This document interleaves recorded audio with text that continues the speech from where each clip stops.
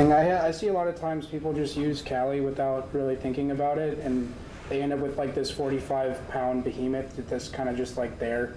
And especially when Kali itself is really a bad example of using anything with security. I mean, everything runs as root, nothing is locked against any privileges, it's running outdated packages 99% of the time, and I think they use PPAs as well. So it's like you have untrusted packages as well, so I think it's kind of comical in my opinion that we have oftentimes so many people that pride themselves as security professionals using this completely broken and unusable, or I wouldn't say unusable, but not very fun to use. So I guess I was going to show, I can talk about it a bit more, but while I wait for this to finish. So you can just, pull up the Kali meta packages, and this is oftentimes what I'll do is you have these, like, I mean, don't get me wrong, I still think Kali is a good curator of tools. I just think that together they throw them together in an operating system that's full of garbage. So you have all your packages here, you have all your tools. I think just even the home tools thing will show, yeah, you just go to tools, look at any of these, you want any of these, you want AirPlay, take this, go here, paste this, let's see, well, I don't know. Oh, that's not what I wanted. Oh yeah, there we go. Oh. I guess what's it, this Freshport's having a bad day. I guess we'll try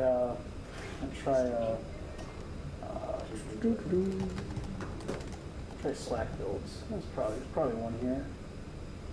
Yeah, there we go. So stuff like this. I mean, you take the important part is the tool, and the important part is having a list of tools and then utilizing these tools.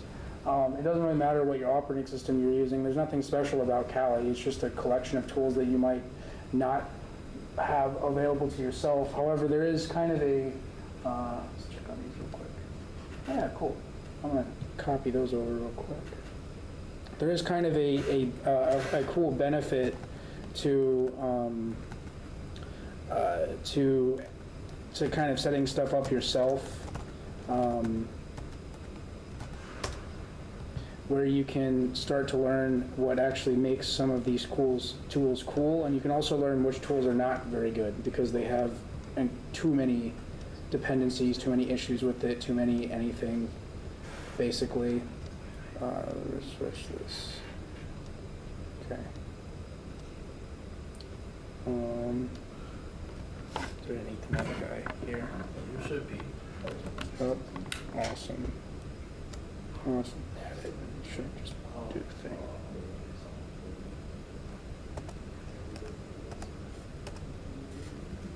Wow. Cool, it actually worked. So, I bet the other one worked too now. We're both done downloading. Awesome, the FreeBSD one's going to be less of a pain in the ass.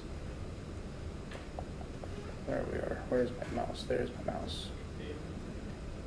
So yeah, you don't have to stay. I will, if people are interested, I will actually talk about it. I got nothing better to do with my time anyway. So, I say that in all honesty.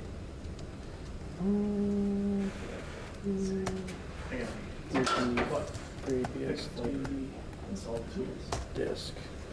Yeah, so essentially what I'm just going to go through is I'm just going to talk about what one might use for whoop.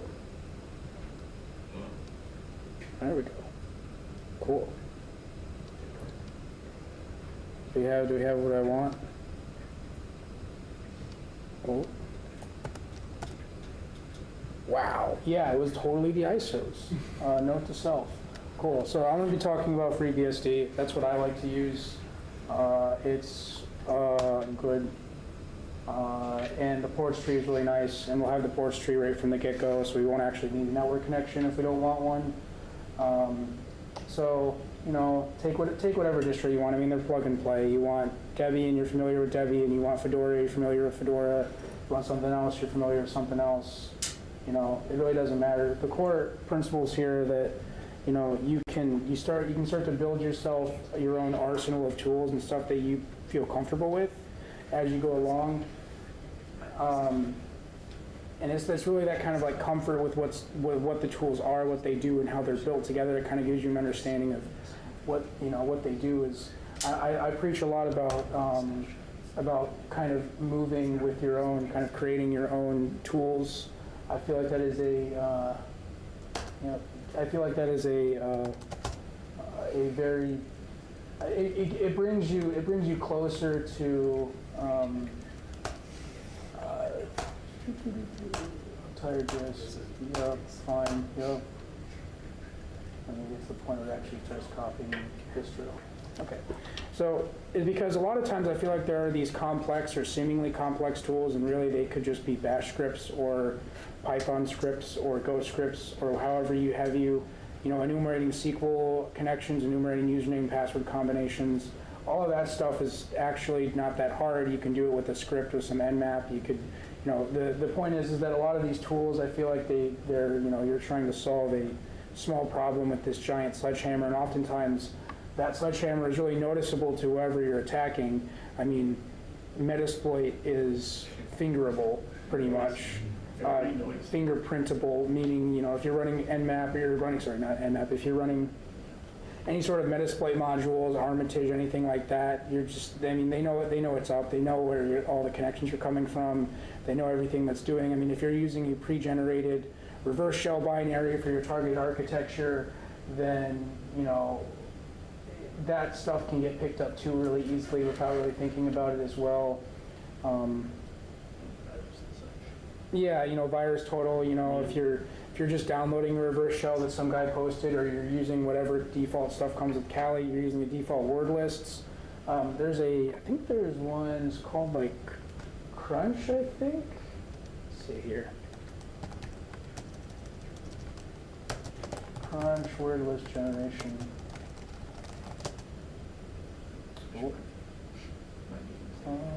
Oh yeah, look at that, cool. Crunch is really cool. You give it a series of kind of like suggestions for how to generate word lists. So if you're attacking a company or people or yourself, I've used this before to correct my own passwords, believe me. It's useful to have these knowledge of these other tools, and when you really start like cherry picking them and looking at them from the get-go, you become more familiar with the specific ones that you like to use the most often, or what becomes comfortable to you as an individual. See whacker. So yeah, it's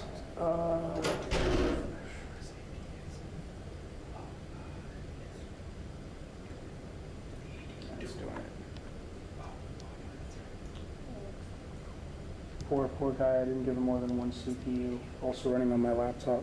So but I guess the concept really is that, whatever you end up trying to do with, I think Kali is a good place to start. It's a good place to look at what's going on, but I feel like, I don't want to have to boot into a live CD every time I want to do pen testing. I want to be able just to use whatever I'm using at the time to actually get the job done.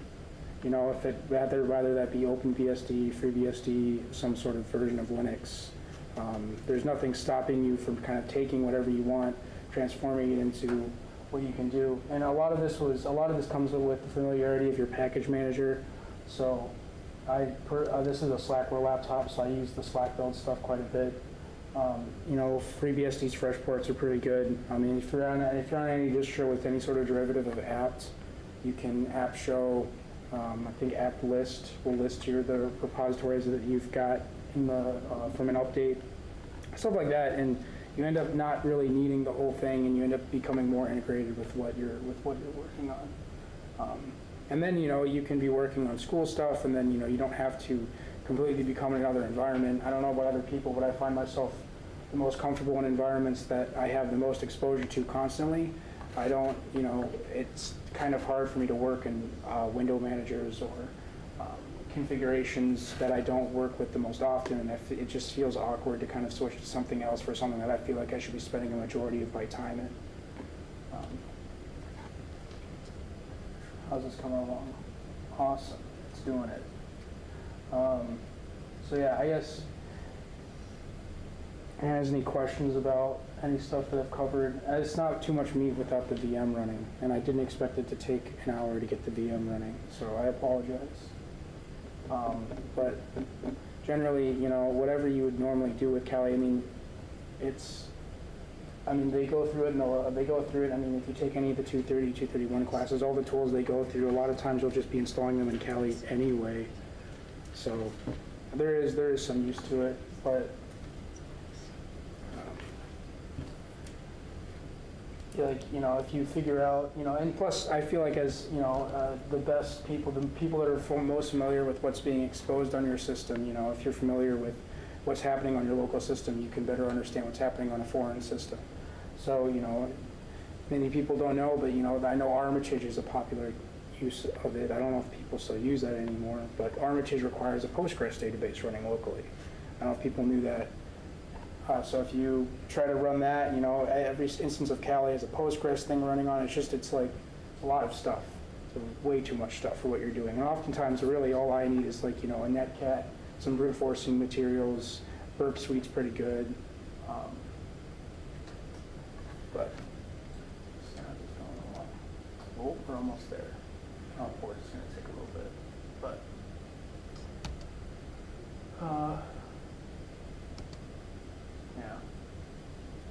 yeah, so you know, oftentimes when I'm doing something too, I'll just take a look at any of these, the Kali tools, taking a look at what they do, how they work, and then usually appropriating them to whatever my local install is, you know, using them like that. And then that way I can feel more comfortable with how I'm scripting it. I can actually save my progress. I know Kali does some encrypted persistent stuff, but it sucks, in my opinion. So.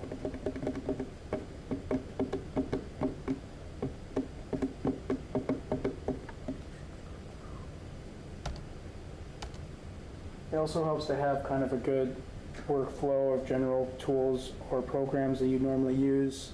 Nmap is one of the first things I install on a system that I'm working with, because I use it for both penetration testing my own stuff, looking at other people's stuff,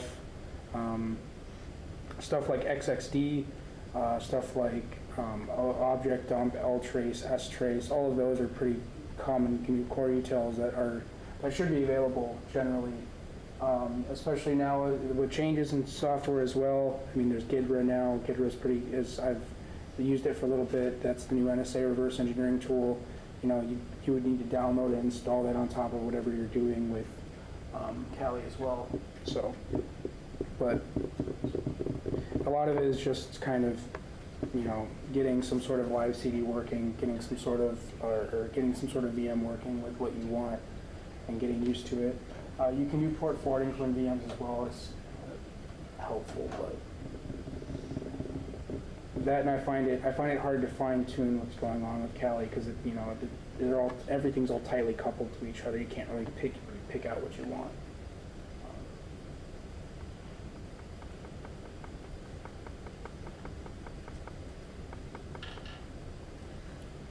Yeah. If anyone has any questions about stuff, or just general questions about any of the topics or general ideas that I've talked about, still waiting for this thing to finish.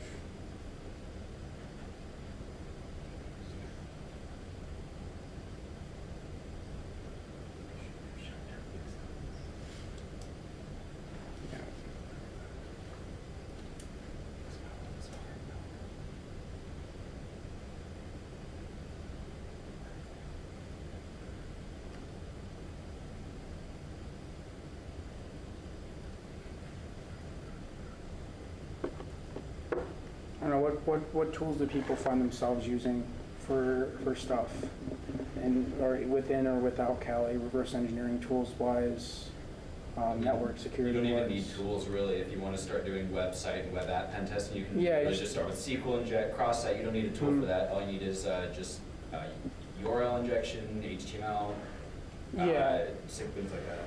Yeah, I guess, yeah, and a lot of what that goes to a long way to a lot of what I feel like is You don't need a lot of the topics, a lot of the ideas of doing like security-oriented reconnaissance or discovery, like looking at systems. There's no like, Kali isn't like a magic set of suite of software. It won't give you more abilities to use anything. It just kind of has a set of tools pre-installed, and that's really all that it advertises. And I don't think it's ever quite done that well either. But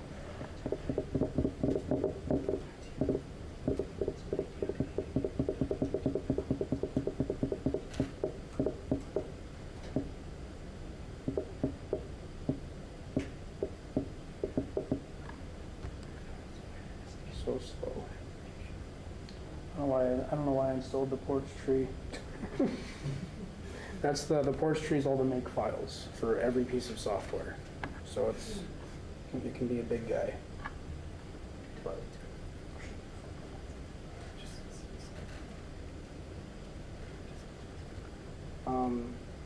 for reverse engineering specifically, Ltrace and strace work pretty well. Anything like that, Gidra works nice as well too.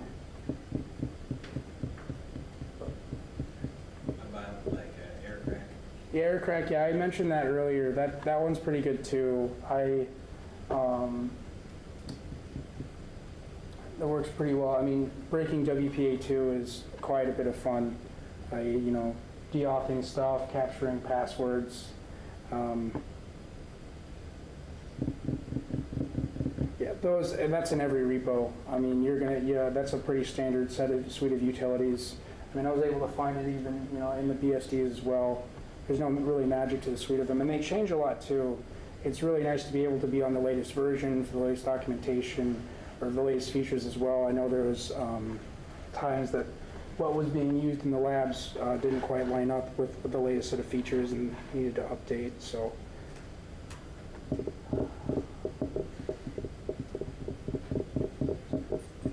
Yeah, Aircrack works well for wireless-based stuff. I mean, you have Hashcat as well.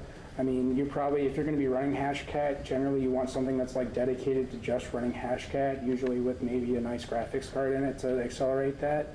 I mean, if you want, if you're using something like a NVIDIA card, then you want the CUDA drivers, and don't even try to get CUDA drivers on Kali. It's a bad idea.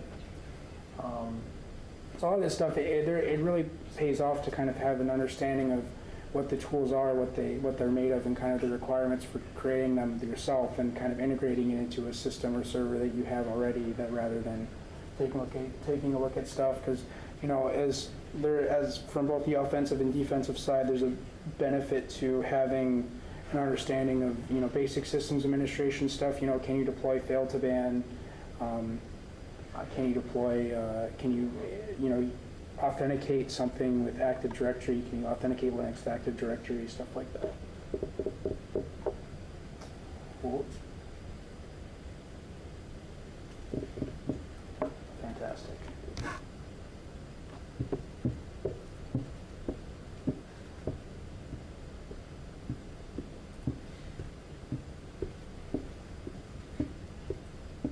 It's doing it. It's great.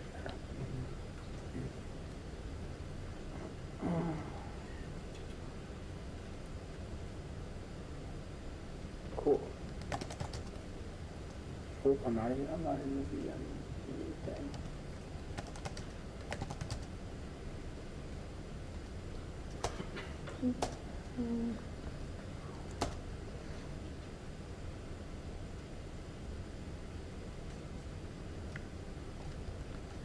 Don't even really need it. It would be nice to have networking. Oh, cool.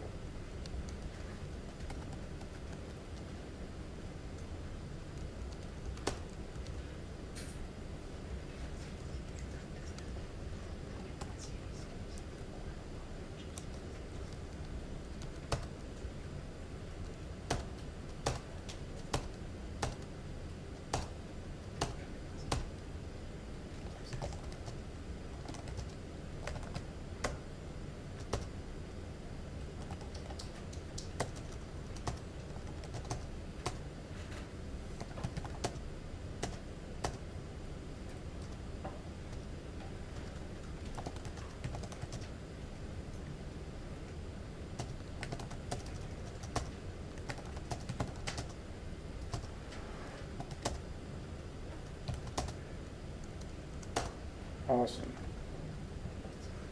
So, there we go. Go ahead and do exiting, and we'll go ahead and actually bump this up to 2. Oh, there we go. Yeah.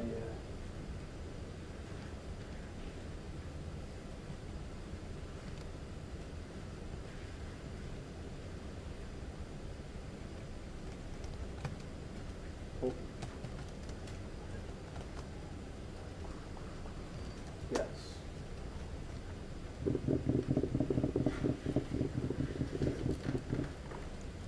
Trying to do that. Okay, whatever. Shutting down, you're done.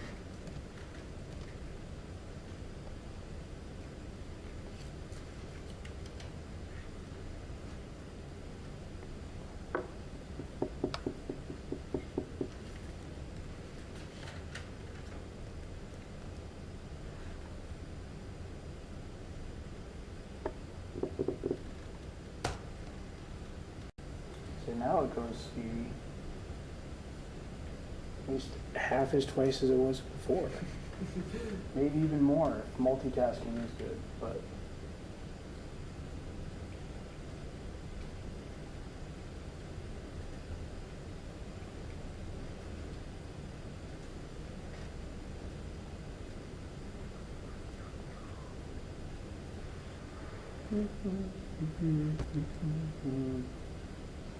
cool. So let's say, I try to make a switch. I installed this brand new operating system. I want to take a look at what tools I want. Maybe let's say I might be at a competition. Maybe perhaps one that's held at Iowa State. Perhaps I would like to do reverse engineering that is held at this competition at Iowa State.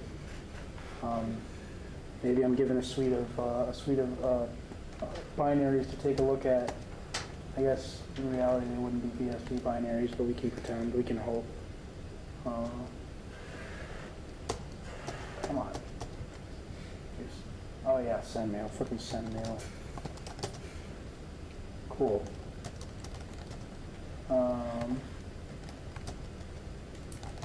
So first thing I probably wanted to strace.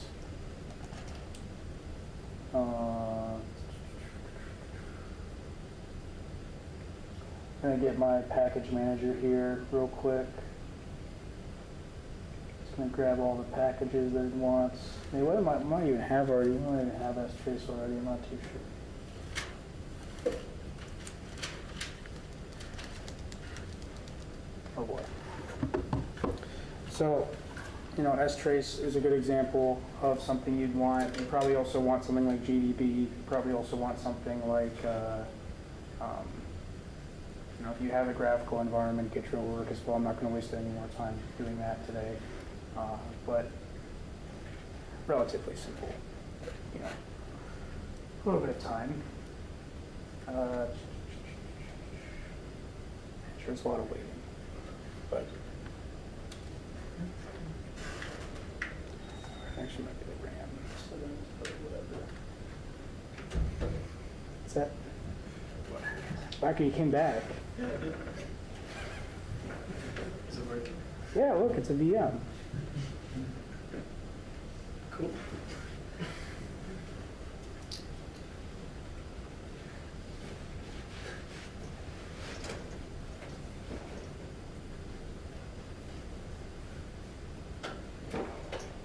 It's slow.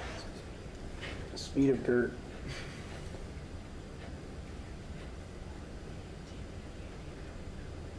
I don't know if that's the fault of it's the fault of the CPUs.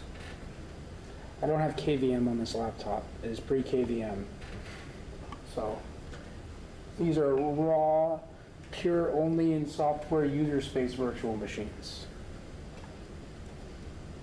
No accelerated fun stuff, unfortunately. No VX access for me. Or VMX, I think is what it's called. The set of AMD processor instructions or whatever.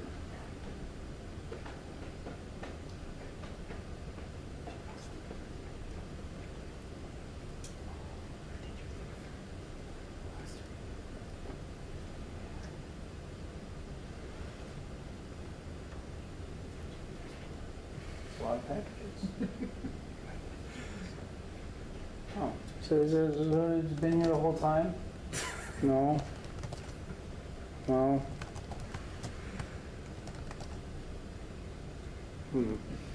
Well, let's see here. Are you sure it has internet access? Yeah, it does. I downloaded all this stuff. Yeah. I no. If I already didn't have stuff there already, I'd be.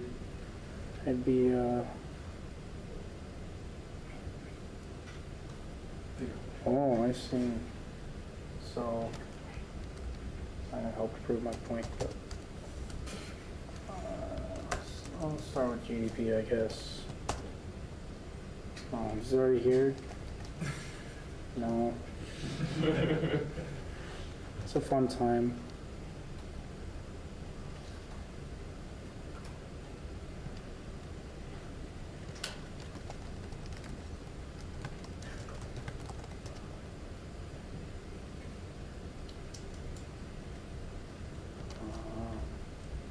Oh, I guess it probably only queries installed packages. Oops. Yeah, that's not what I wanted. There you go. Wow, look at that.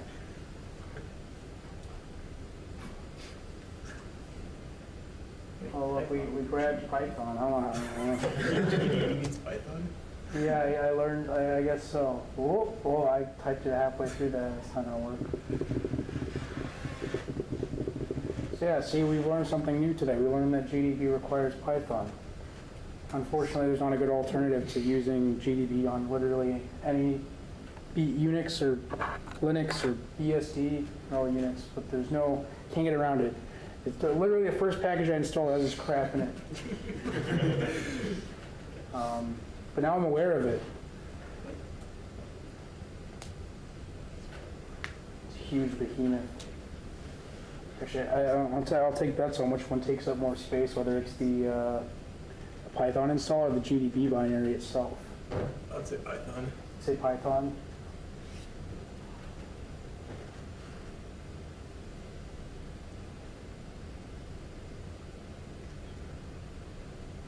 Oh, I don't know. Oh, I don't know. Oh, yeah. Okay. Cool. Awesome. Cool. Now we're in GDB. Also, we've got a good old trusty Clang. Wait, can I just do this? Oh, no, I see. I do this. Oh, I do this.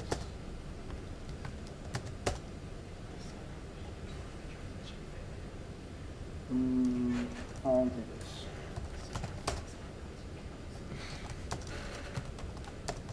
So, just going along here, going, good old time. Us, oh,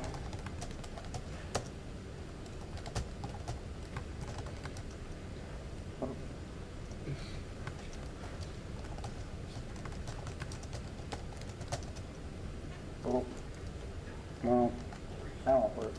But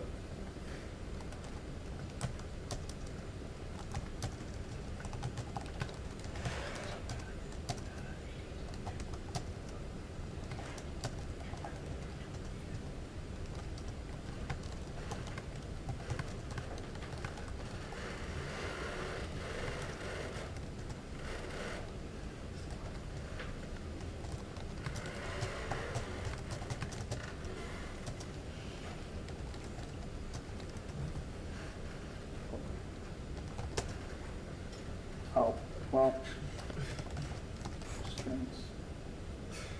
Oh yeah, we did strings. So yeah, we had that. Let's see. We did want strace, but I guess we can settle for ltrace too. What should be here? Yeah. So it's whatever your package manager is. Go through it, grab what you want. I mentioned crunch. I'm just gonna find a crunch. I'll probably take a look at what we get.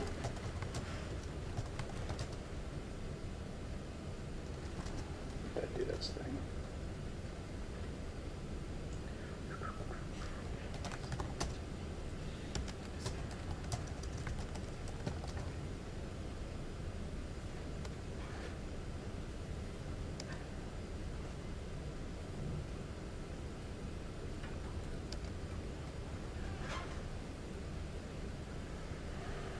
Crunch is a Python file, released via source for it, so of course we can run it now. And not only does GDB rely on Python, it requires Python 2.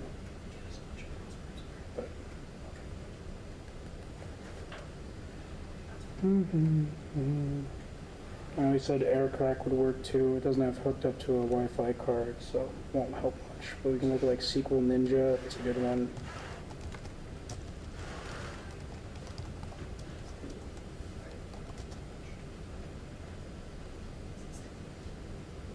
Oh yeah, look at that. Cool. After this.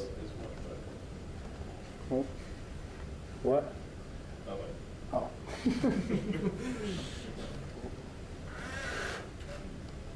Can I do this? Oh no, I switched my TTY. I've done that so many times. Yeah, you can do a chvt command to the VM to actually change it, but not when I'm in the middle of this thing.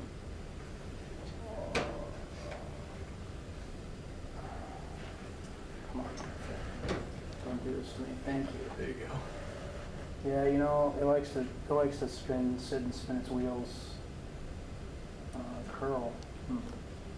For LGs?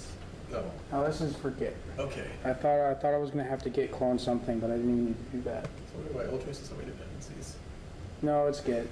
It's Git being bad. Oh, cool. Git web stuff. Cool. Let's I don't know. Let's try another one. Ever use SQL Ninja? That's here too. The Perl scripts looks like. So you can kind of just go through here. I mean, I'm going to just pulling stuff off of this, pulling stuff that I have had experience for off of our friendly neighborhood Kali tool list. Except I'm avoiding the bad stuff like whatever this is. What is this? Yeah, it's thick. Oh, I see. Yeah, it's like it's people like I don't even know what this stuff is. A free walk, firewalk.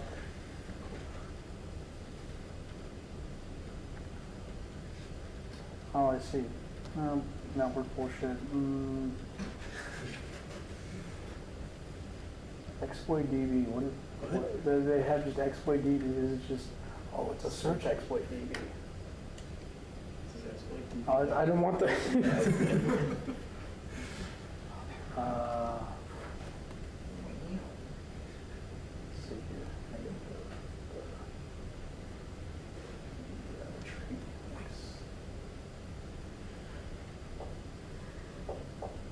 So is this just shellcodes?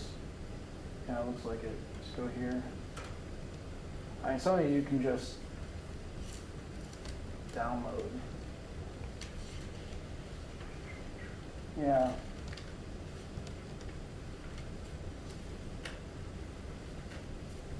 Mm-hmm.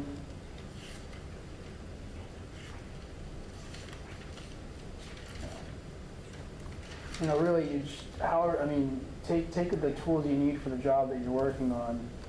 You need, you happen to be working with SQL stuff or web stuff, you can just grab what you want. And I said, I won't discredit what Kali does. They do curate a decent amount of packages, but let's get like a, I don't know, Hashcat. Hashcat would be nice.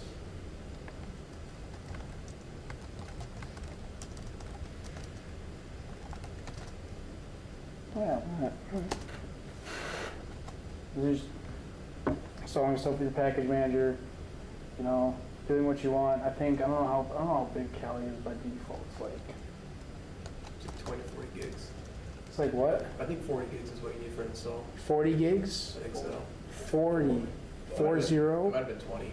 Oh, so it's a pretty big range, but it's not what it is in gigs. The ISO fits on like a DVD, so 7 gigs. 7 gigs, okay. I don't know. 7 gigs? Once it installs. So it's probably 10 gigs is what it wants on. Yeah. Oh, I want this one. We're sitting at FreeBSD is kind of fat too, but we'll see. 3.2. We'll see what this sits at here. Looking at disk is hard apparently.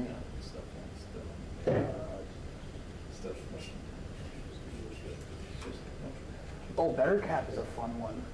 That is a toolkit for. I guess let's do this. Used 3 gigs, sitting about 3 gigs on disk.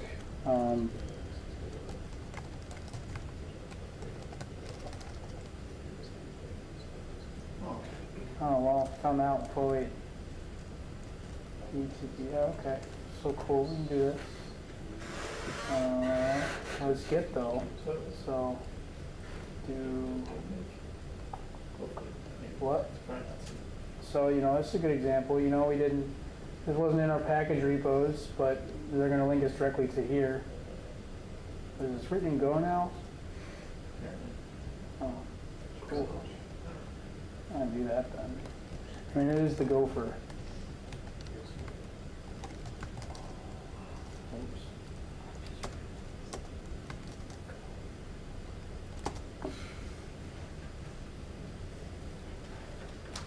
.12.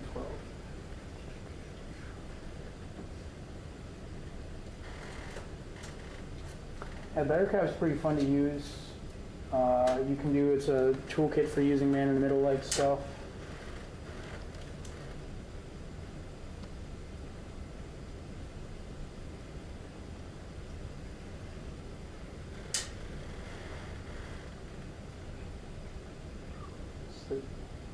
Wow, look at that.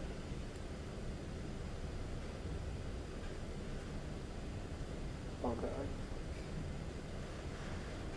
To have Go greater than this. It's just a Go module. See, so you can kind of start to demystify yourself from whatever is actually going on. You can become familiar, I didn't know BetterCap was written in Go. Now I do. And, you can start hacking on it if you like, start working on it, contributing it, taking a look at it. But I think there's benefit in kind of, taking ownership of what your own toolbox is and kind of assembling it yourself. And then, if I find out that I look at BetterCap and I think it's shit, I don't have to use it. I don't have to have it on my system anymore if I don't want it. But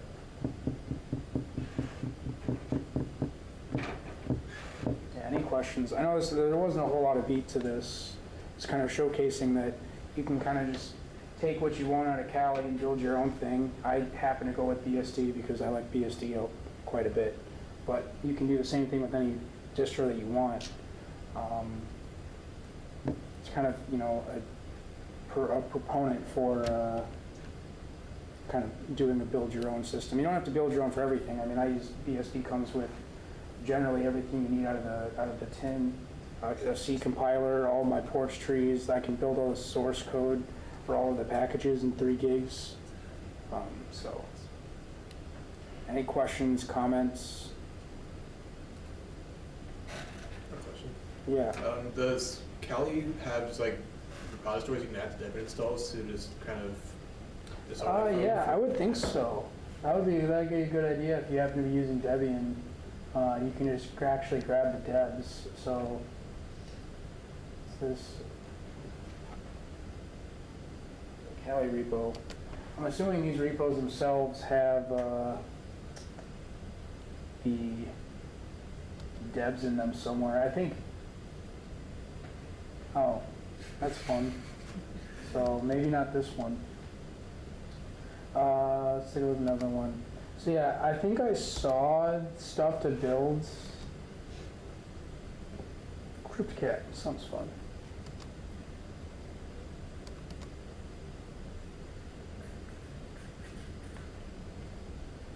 This one just looks like to be the source code, but I think the Debian file here has.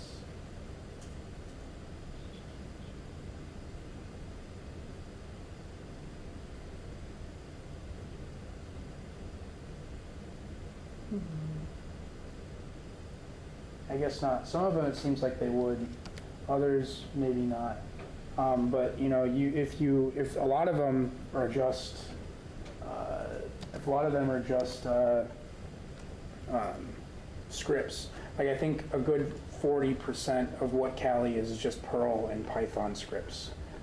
So a lot of times that you don't even need to download a dev. You can just grab the raw script version of whatever you're working with and toss it into whatever you want to use. I think they even ships a couple of PHP scripts, like as not like website PHP, as in like PHP that runs on your console for reasons. Let's try this.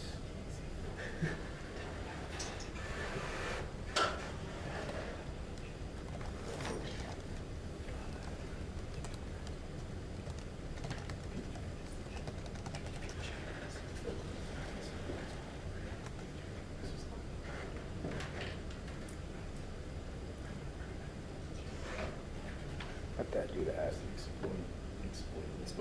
Oh, I did spell GitHub wrong.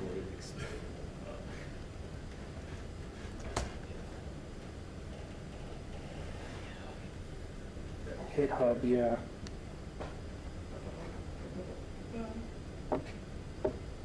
Might yell at me about something. I don't know how long it takes to spin up a Go instance in this.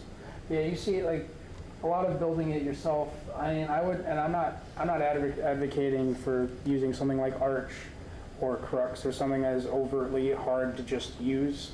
But start with something, start with something like Slackware where it comes with everything you need to use the system, or something like FreeBSD, and then work from there, and kind of add on the tools that you'd like to add from there.